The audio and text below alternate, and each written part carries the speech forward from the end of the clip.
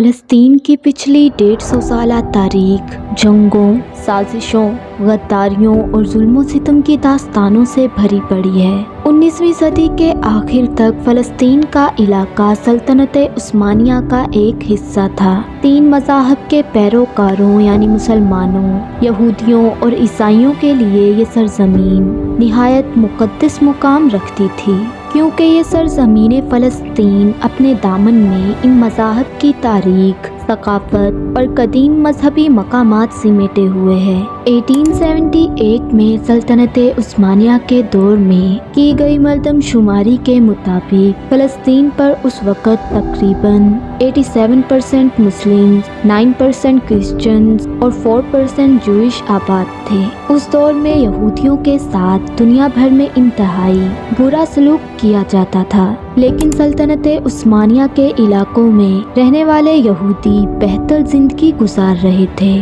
और इनमें अपनी अलग यहूदी रियासत की ख्वाहिश भी जोर पकड़ने लगी थी। फ़लस्तीन से बेहतर जगह मजहबी और जियो स्ट्रेटेजिक लिहाज से इनके लिए और कोई भी नहीं थी। सल्तनत उस्मानिया के सुल्तान अब्दुल हमीद सानी यहूदियों के इन इरादों से वाकिफ थे, इसलिए वो यहूदियों की फ़लस्तीन में ज़मीन पर खरीदारी और हिजरत की राह में रुकावट बने रहे। 20वीं सदी के आगाज तक सल्तनत उस्मानिया बहुत कमज़ोर हो चुकी थी। पहली जंग अजीम में इत्तेहादियों यानी बरतानिया, अमेरिका, रूस और फ्रांस के मुकाबले में सल्तनत उस्मानिया ने सेंट्रल फोर्सेस यानी जर्मनी, ऑस्ट्रिया हंगरी एम्पायर और बल्गेरिया वगैरह का साथ दिया। सल्तनत उस्मानिया को शिकस्त देने के लिए बरतानिया को मकामी अरब लीडर्स की हिमायत की ज़रूरत थी, यानी अगर वो बगावत करें तो सल्तनत उस्मानिया को तोड़ा जा सकता था।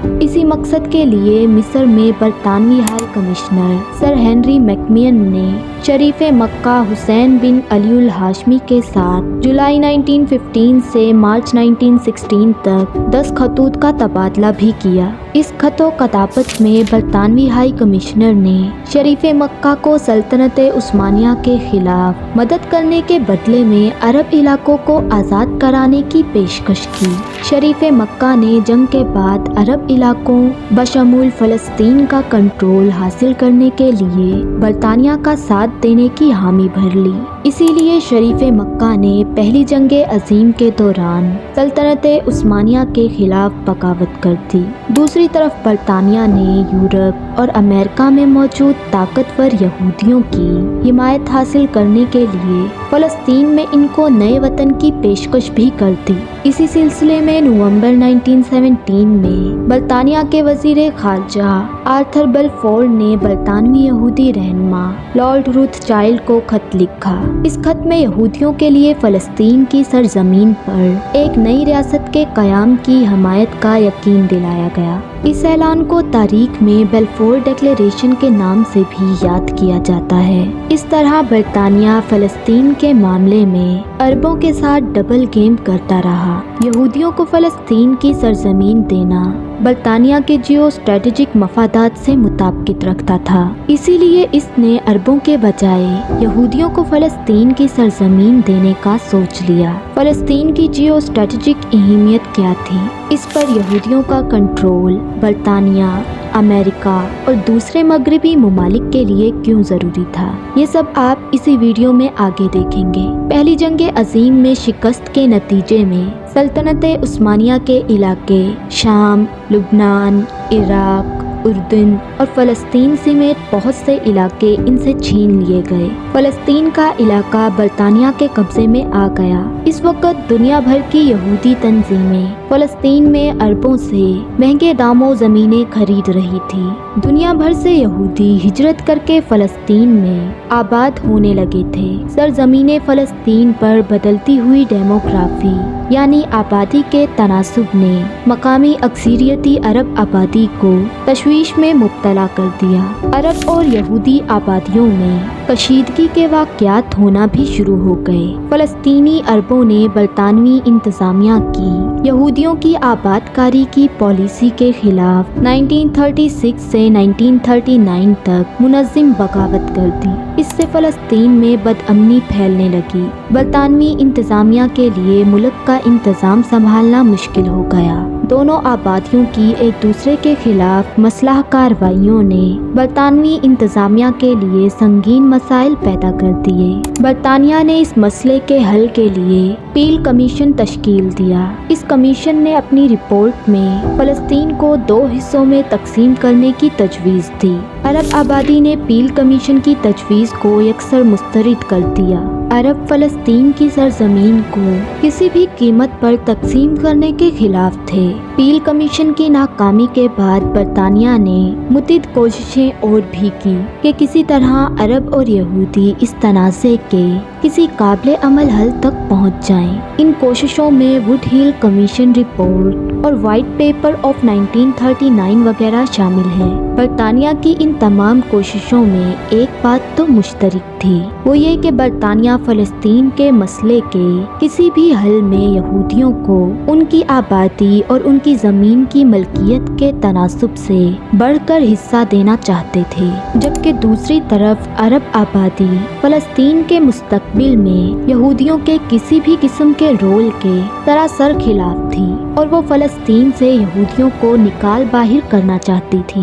1918 میں فلسطین کے برطانیہ کے کنٹرول میں آ جانے کے بعد 1946 تک تقریباً 4 لاکھ کے قریب یہودی یورپ سے آ کر فلسطین میں آباد ہو چکے تھے۔ اس ہجرت کے نتیجے میں آبادی کی ڈیموگرافی شدید متاثر ہوئی تھی۔ برطانوی قبضے کے ان 23 سالوں میں یہودی 6% کی چھوٹی سی اقلیت سے 33% کی ایک بڑی اقلیت بن گئے تھے، یا آپ اسے دوسری بڑی اکثریت بھی کہہ سکتے ہیں۔ دوسری جنگ عظیم کے بعد دنیا میں نوآبادیاتی دور کا خاتمہ ہونے لگا تو فروری 1947 میں برطانیہ نے فلسطین سے اپنا کنٹرول ختم کر کے واپس جانے کا فیصلہ کر لیا۔ جاتے جاتے برطانیہ نے فلسطین کے مستقبل کو اقوام متحدہ پر چھوڑ دیا۔ اقوام متحدہ نے فلسطین کے مسئلے کا حل نکالنے کے لیے ایک کمیٹی تشکیل دی۔ اس 11 ممالک پر مشتمل کمیٹی کے ذمے فلسطین کے مستقبل کو متعین کرنے کا ٹاسک تھا۔ عرب لیڈرز نے اقوام متحدہ کی کمیٹی کو غیر قانونی قرار دے کر یکسر مسترد کر دیا۔ عرب لیڈرشپ نے اپنی عوام کو بھی کمیٹی سے کسی قسم کے تعاون سے منع کر دیا۔ کمیٹی نے فلسطین کے مختلف علاقوں کا دورہ کرنے اور لوگوں سے ملنے کے بعد مسئلے کے حل پر غور شروع کر دیا۔ اقوام متحدہ کی کمیٹی فلسطین کے حل کے معاملے میں اختلافات کا شکار ہو گئی۔ کمیٹی کے 7 ممالک نے کمیٹی کو 2 حصوں میں تقسیم کرنے کی تجویز دی۔ ان 7 ممالک میں بیشتر مغربی ممالک تھے، جبکہ کمیٹی کے 3 ممالک نے فلسطین کو تقسیم نہ کرنے کی تجویز دی، مگر کمیٹی نے اکثریتی کمیٹی کی رائے کی بنیاد پر اپنی رپورٹ میں فلسطین کو تقسیم کرنے والی تجویز مان لی۔ اسی کمیٹی نے فلسطین کی تقسیم کا مکمل پلان بھی پیش کیا کہ فلسطین کا کون سا حصہ یہودیوں کو دیا جائے گا اور کون سا عربوں کے پاس جائے گا۔ ہم آپ کو فلسطین کی جغرافی کی اہمیت اور اس کے اہم جغرافیائی خد و خال کے بارے میں دکھاتے ہیں۔ اگر آپ غور سے دیکھیں تو فلسطین مشرق وسطیٰ میں واقع ہے۔ یہاں ہم فلسطین سے مراد وہ تمام خطہ لے رہے ہیں جو آج اسرائیل کے پاس بھی ہے۔ فلسطین کے نارتھ اور ویسٹ میں ایشیا کے دوسرے عرب ممالک اردن، عراق، شام، لبنان اور سعودیہ عرب واقع ہیں، جبکہ اس کے ویسٹ میں افریقہ کا عرب ملک مصر واقع ہے۔ یہ سارا خطہ تیل کی دولت سے مالا مال ہے۔ فلسطین کے نارتھ ویسٹ میں میڈیٹرینین سی یعنی بحیرہ روم واقع ہے، جس کے دوسری طرف قبرص، ترکی اور یورپ کے دوسرے ممالک واقع ہیں۔ اس طرح فلسطین 3 برائے اعظموں یعنی ایشیا، یورپ اور افریقہ کے عین وسط میں واقع ہے۔ اگر یورپ یا ایشیا سے زمینی راستے سے افریقہ جانا ہو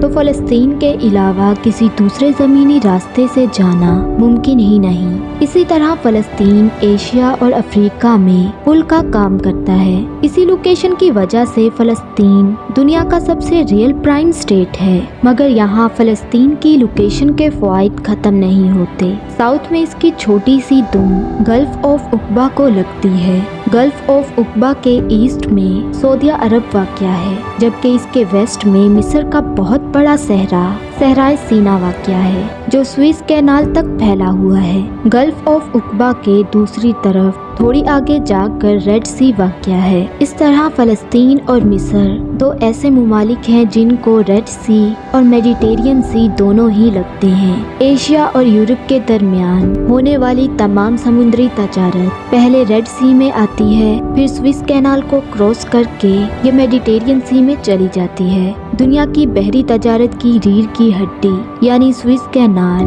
फ़लस्तीन से तकरीबन 200 किलोमीटर के फासले पर है। इस तरह अगर स्विस कैनाल से गुजरने वाली तमाम ट्रैफिक पर नज़र रखना हो, इसे कंट्रोल करना हो या फिर इसे बंद करना हो, तो बहरी बेड़ों की फ़लस्तीन के पानियों में मौजूदगी से बेहतर कोई दूसरी जगह नहीं। फ़लस्तीन के साउथ में गल्फ ऑफ उक़बा से लेकर मुल्क के दरमियान तक का इलाका नजब यानी अल-नकब का सहरा है। मुल्क के तकरीबन आधे रकबे पर फैले इस बड़े सहरा में इंसानी आबादी बहुत कम है। फ़लस्तीन के दरमियान ये वेस्ट बैंक यानी मगरबी किनारे का इलाका है। इसे वेस्ट बैंक इसीलिए कहते हैं क्योंकि ये दरियाए उर्दन के मगरबी किनारे पर वाक़या है। वेस्ट बैंक के अंदर फ़लस्तीन का सबसे बड़ा और तीनों मज़ाहिब यानी इस्लाम, ईसाईयत और यहूदियत के लिए सबसे मुक़द्दस मुकाम यरूशलेम वाक़या है। साफ पानी के सबसे बड़े ज़ख़ीरे सी ऑफ गैलीली को भी मुकम्मल तौर पर इसराइल को दे दिया गया। इसराइल को दिए जाने वाला ये इलाका कुल फ़लस्तीन का 57% था, जबकि फ़लस्तीन को दिया गया इलाका रकबे में तकरीबन 43% था। यरूशलेम का इलाका बैनुल-अक़वामी कंट्रोल में दे दिया गया। रेड सी की 2/3 से ज़्यादा कोस्ट लाइन भी इसराइल को दे दी गई। साउथ में गल्फ ऑफ उक़बा तक नजफ सहरा का इलाका भी इसराइल को दे दिया गया। इसी वजह से इसकी जियो स्ट्रेटेजिक अहमियत बहुत ज़्यादा बढ़ गई, क्योंकि इसे रेड सी और मेडिटेरियन सी दोनों तक रसाई मिल गई थी। अक़वाम मुत्तहिदा की कमेटी की तरफ से फ़लस्तीन की तक़सीम इंतहाई गैर माकूल और ज़मीनी हक़ाइक़ से दूर थी। इनसे वाज़िया तौर पर लगता था कि तक़सीम के नक्शे बनाते वक़्त कमेटी का झुकाव इसराइल की तरफ था। यहूदियों की 33% आबादी और इनके पास सिर्फ 7% ज़मीनें थी, फिर भी इन्हें फ़लस्तीन का 57% इलाका देना समझ से बालातर था। दोस्तों, अब अक़वाम मुत्तहिदा में पेश किए गए आबादी और ज़मीन की मलकियत के नक्शे भी ज़रा देखते हैं। ये स्क्रीन के दाएं जानिब फ़लस्तीन के अज़ला हैं। यहूदी और अरब आबादी का तनासुब इनमें दिखाया गया है, जबकि स्क्रीन के बाएं जानिब इसराइल के अज़ला हैं और यहाँ यहूदी और अरब आबादी की मलकियत और ज़मीन का तनासुब दिखाया गया है। यहाँ यहूदियों की आबादी नीले रंग से, जबकि फ़लस्तीनियों की आबादी और ज़मीनों को ऑरेंज रंग से दिखाया गया है। सरकारी और दूसरी ज़मीनों को आप ग्रे रंग से भी जान सकते हैं। स्क्रीन के दरमियान में अक़वाम मुत्तहिदा की तक़सीम का मंसूबा भी पेश किया गया है। इस नक्शे में नीले रंग से मुजव्ज़ा इसराइल को दिखाया गया है, जबकि हल्के पीले रंग में मुजव्ज़ा फ़लस्तीन के इलाकों को दिखाया गया है। अगर हम आबादी वाले नक्शे को देखें तो सिर्फ जावा में यहूदियों की आबादी अक्सरियत में थी, यानी 71% थी। इसके अलावा किसी भी ज़िले में यहूदियों की अक्सरियत नहीं थी। अगर ज़मीन की मलकियत वाले नक्शे को देखें तो यहूदियों की सबसे ज़्यादा ज़मीन जाफा ज़िले में थी, और वो भी सिर्फ 39%, यानी यहूदियों की किसी एक भी ज़िले में ज़मीनी मलकियत अक्सरियत में नहीं थी। अक़वाम मुत्तहिदा के इन नक्शों से ये वाज़िया होता है कि जिन अज़ला में यहूदियों की आबादी और मलकियत अक़लियत में थी, वो इलाके भी इसराइल को दे दिए गए। इसराइल को साफ पानी का सबसे बड़ा ज़ख़ीरा सी ऑफ गैलीली देने के लिए इसके आसपास का सारा इलाका इसे दे दिया गया। ये देखे बगैर कि ना यहाँ यहूदियों की अक्सरियत है और ना इस इलाके की अक्सरियती ज़मीनें इसके पास हैं। इसके अलावा साउथ में नजफ सहरा भी इसराइल को दे दिया गया, ताकि इसराइल को रेड सी और मेडिटेरियन सी दोनों तक आसानी से रसाई मिल सके। हालांकि नजफ सहरा में यहूदियों की आबादी 1% से भी कम थी और इस सहरा में 99% फलस्तीनी अरब आबाद थे। अक़वाम मुत्तहिदा की कमेटी ने फलस्तीन की तकसीम से मुतल्लिक एक रिपोर्ट जनरल असम्बली में रेजोल्यूशन 181 की सूरत में पेश की। जनरल असम्बली के रूल्स के मुताबिक फलस्तीन की तकसीम और एक नई यहूदी रियासत का कयाम तभी मुमकिन था अगर जनरल असम्बली ये करारदाद 2/3 अक्सरियत से मंजूर कर लेती। तकरीबन तमाम मगरबी मुमालिक इस करारदाद के हक में थे और तकरीबन तमाम मुस्लिम मुमालिक इस करारदाद के खिलाफ थे। इसीलिए इस करारदाद का 2/3 अक्सरियत से पास होना आसान काम नहीं था। ताकतवर मगरबी मुमालिक एक नई यहूदी रियासत के कयाम के हक में थे। शायद ऐसा इसीलिए था कि इन मुमालिक को मुस्तकबिल में दुनिया के इस अहम मुस्लिम खिते में एक इत्तेहादी और काउंटरवेट मिल सकता था। एक मजबूत इत्तेहादी की तेल की दौलत से माला माल इस अहम खिते में मौजूदगी इन मुमालिक की तजारती, मुआशी, जियो स्ट्रेटेजिक और दिफाई मामलात के तहफ़्फ़ुज़ के लिए ज़रूरी थी। यहूदियों को तकरीबन 2000 साल बाद फ़लस्तीन में अपने क़याम की सूरत नज़र आने लगी तो अपने पूरे वसाइल और ताकत इस ख्वाब को हकीकत बनाने में उन्होंने लगा दिए।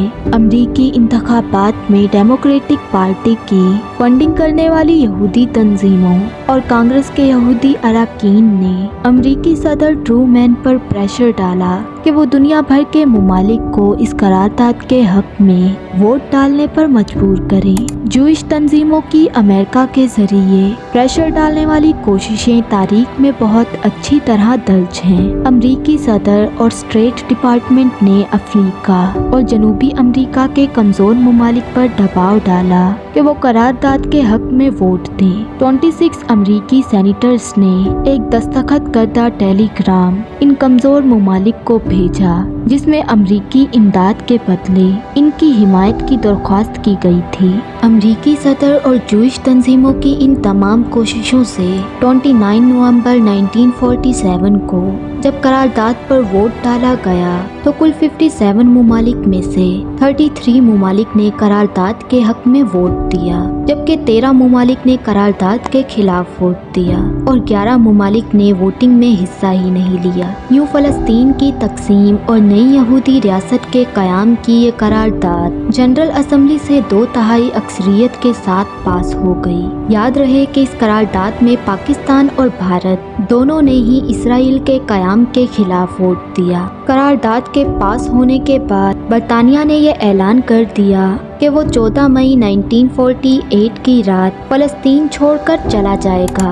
बरतानिया के जाने से एक दिन पहले यहूदी लीडरशिप ने इसराइल के कयाम का ऐलान कर दिया। फलस्तीनियों ने कयाम के खिलाफ आम हड़ताल शुरू कर दी। फलस्तीनियों के एहतजाज के नतीजे में दोनों कम्युनिटीज़ में फौरन ही पुरतशद्दुद वाक़यात शुरू हो गए। ये खाना जंगी इसराइल और अरब रियासतों के माबीन जंग में तब्दील हो गई। इसराइल और 7 अरब मुमालिक के दरमियान होने वाली ये जंग 9 महीने जारी रही। 7 अरब मुमालिक में मिस्र, उर्दन, शाम, लुबनान, इराक, सऊदी अरब और यमन शामिल थे। जब जंग अरब मुमालिक की हार की सूरत में ख़त्म हुई तो इसराइल ऐसे कई फ़लस्तीनी इलाकों पर भी कब्जा कर चुका था जो अक़वाम मुत्तहिदा की करारदाद 181 में फ़लस्तीन को दिए गए थे।